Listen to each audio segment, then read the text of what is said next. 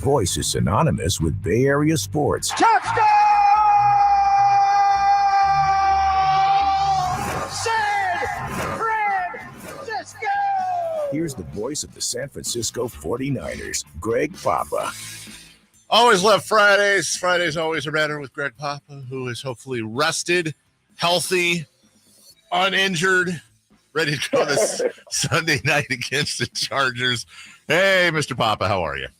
No, I know you were so concerned about the elderly man that I am going up to ski. We did get a lot of snow last weekend, but they haven't opened up the mountains yet. I'm getting all their alerts that it's going to be, I think, Black Friday. So, and I wanted to go watch the Maze Doc at the Castro Theater on Sunday night. So, no, I just kind of locked in and watched a lot of college football, which I don't normally do. Watched Dusty Baker win a World Series. We love Dusty. You guys love him up there. Yep. And then watched wall-to-wall football, and now I am tan, rested, and ready. Actually, I'm not tan because I'm inside a lot. But I'm rested and ready. I'm ready to come out of the bye. Looking forward to it. Well, there's a lot of positives to talk about this coming up on this weekend, and obviously you don't want to get too ahead of ourselves. The Chargers are a great team, but with everything going on, the faces we're going to see back on the field. So I just want to get it out of the way. I'm like a lot of Niner fans, absolutely sick about Jason Verrett, the work he's done, everything. Well, I'm not going to go into it. I'll let you go into it. It sucks. It's terrible. It's horrible. And you're around that team more than anyone. It certainly sounds like a big part of the soul of that team is hurting right now with that news. I would just say, Dave, that it's the worst thing I've ever seen on the practice field in all my years and in any sport. It was the scene on Wednesday when he went down to injury was just heartbreaking at the highest level, and it was so emotional. He's been injured so much in his career, and the ACL is the most recent one, going back to the first game of the year last season in Detroit. He worked so hard. And, he kept coming up to me and saying, I'm coming back. I'm going to practice when they go to Minnesota. We're going to join practices back in August. And no, he can't quite do that. They put him on PUP to start the year, physically unable to perform. But he was still targeting to come back. And he's been practicing with the team ever since they activated him off PUP for a couple of weeks. And I've been skeptical. I just didn't see it. I didn't see the straight line speed. I didn't see the change of direction. I just didn't see where he could play. Yeah. But it's a gradual process week to week. And this practice on Wednesday, I finally saw it. There was a play right before he went down. He was playing right corner on the offense's left. There was an out thrown, a little bit high, but he changed direction. He planted his foot. He drove back. He came to the ball. He got up in the air, and he broke the play up. And I thought, damn. Maybe not this game, but there may be a point later in the year where the great Jason Verrett gets his body back and he comes back, and then Dave, the very next play, a sniper hit him, and it was awful. He went down prone. It was like a chalk outline on the field, and the whole place went. And there's so much noise at 49er practice with the planes over and the music, and it never stops. All of a sudden, it was pin drop silent. And it was, oh my God. And he got really emotional. He took his jersey off right away and threw it. He took his, it was a cold day that day, a lot of wind. So he had something under his jersey, a sweatshirt, and he lifted it up and covered his face and head. And it was terrible. They brought the card out and the players were just numb. Nobody said a word for a long time. Then they all took a knee. And we didn't know what to do. And then Kyle brought him in, and I think they thought about calling it off. And Kyle got emotional. He could hardly talk. And they decided they would continue with practice, and they did. But I remember with Trent Williams, he had a hoodie on, and he pulled it down over his face, and it was the eeriest thing I've ever seen. It really was, and it was just terrible.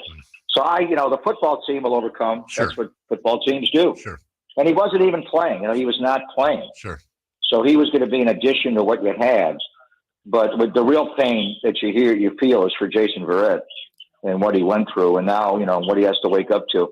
I mean, the only guy that's I can think of that has had this kind of back there. He's had so many of them. He's torn Achilles before. He's torn ACLs before, and now he's got the daily double on both.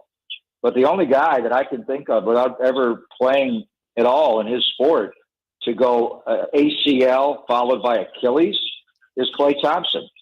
And Raymond Ritter of the Warriors, their great PR director, and beyond that, kind of runs that whole building. He just texted me and said, I'm going to have Klay Thompson reach out to Jason Verrett and try to pick him up, because I'm sure Klay had a lot of dark days and nights, and it was awful and all of it. So it's just, we can sympathize with Jason, but how many of us on the planet can empathize with him? Klay can. Klay can try to pick him up. So that's the one good thing. But Wednesday was just numbing. It was the most numbing experience I've ever observed in pro sports. Greg Papa, voice of the San Francisco 49ers, joining us this morning from the Folsom Lake Honda hotline. Folsom Lake Honda, your one-stop Honda shop. Greg, though, hard to transition out of that, but let's give it our best shot. Looking forward to the game on Sunday against the Chargers. Kyle Shanahan must be salivating with all of his weapons on offense being healthy. What are we looking at as an attack this Sunday against the Chargers?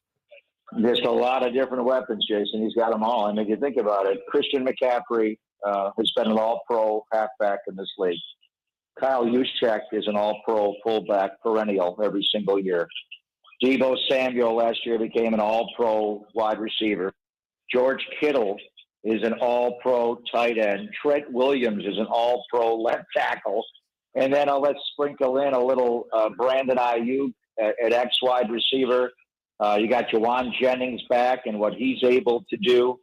So really, it's an embarrassment of riches. I mean, I asked Kyle yesterday, have you ever had 5 eligibles, 5 guys who can touch the ball besides the quarterback on every play, running backs, tight ends, wide receivers? Have you ever had a group like this? And he didn't want to diss Julio Jones or the great underrated Andre Johnson who he had in Houston, but the answer is no. And how many teams have a group like this? You could put Christian McCaffrey in the slot, play Elijah Mitchell at a halfback, Kyle Juszczyk at fullback, and have McCaffrey, Brandon Ayuk, and Deebo Samuel be your receivers with George Kittle. I mean, how many teams have that kind of weaponry around the quarterback? So Jimmy plays to Jimmy's strength, be a point guard, get the ball out on time, 2 beats and go, and then let these guys yak and get it on target, not just, complete the ball, but give it to them half a body, right hand, correct, body leverage all the time and let them roll. So it fits Kyle's offense perfectly. And it was tough to trade Jeff Wilson Jr., but Elijah Mitchell has not played since week 1 in Chicago. He looks fresh.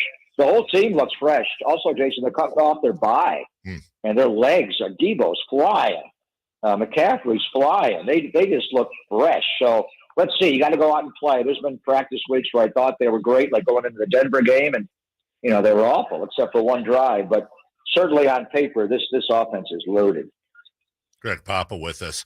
One thing, and Greg, this is just probably me being a fan in here. Well, it is me being a fan in here, but it's almost like I look at this as a trap game. I'm so scared. They're favored by 7. They're coming off a bye week.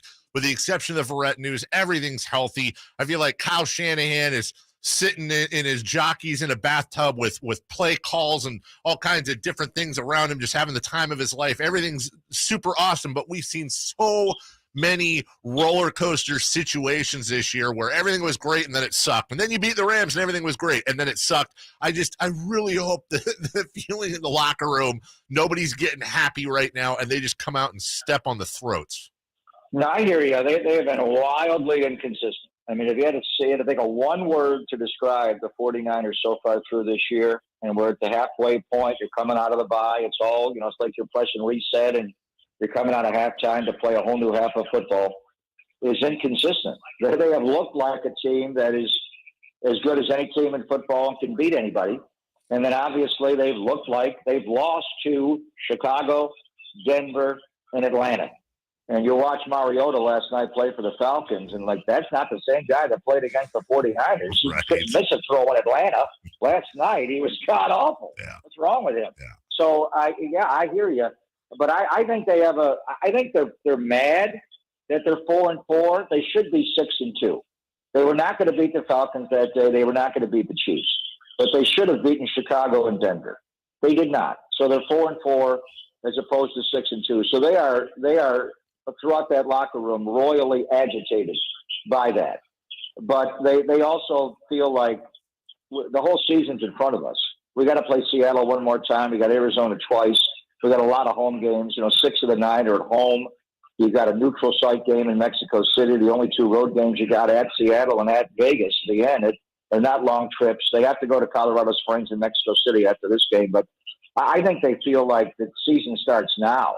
And we got our weapons. We got McCaffrey. We're getting healthier. Yes, they lost, Jason. But he was not playing. I hate to be hard and cold about it, but he was not mixing in. And it's beyond me, Dave, to think of this as a game, a trap game, and a game you're going to overlook. The 49ers are 4-4. The Chargers are 5-3. Right. They have a better record. And they got a great quarterback. I'm not going to say they have the better quarterback. Jimmy has played statistically better than Justin Herbert. I think Herbert's been playing injured the entire year, at least since week 2, late in that game. And then last week against Atlanta, I thought he was for the first time all year himself again. But despite all that, they're 5-3. They've been winning the one-score games, which keeps them in it. So the Chargers, I think, are a playoff team in the AFC. So I don't sense that. I think this team is – they're looking at this is the start of the new year. The first half is over. Now we're coming out of the locker room to begin the second half, and this is the one that's going to include – 3 playoff games to get to the Super Bowl and hopefully a 4th playoff game. So they're thinking we got 13 more games to go, not 12 or whatever it's going to be, not 9.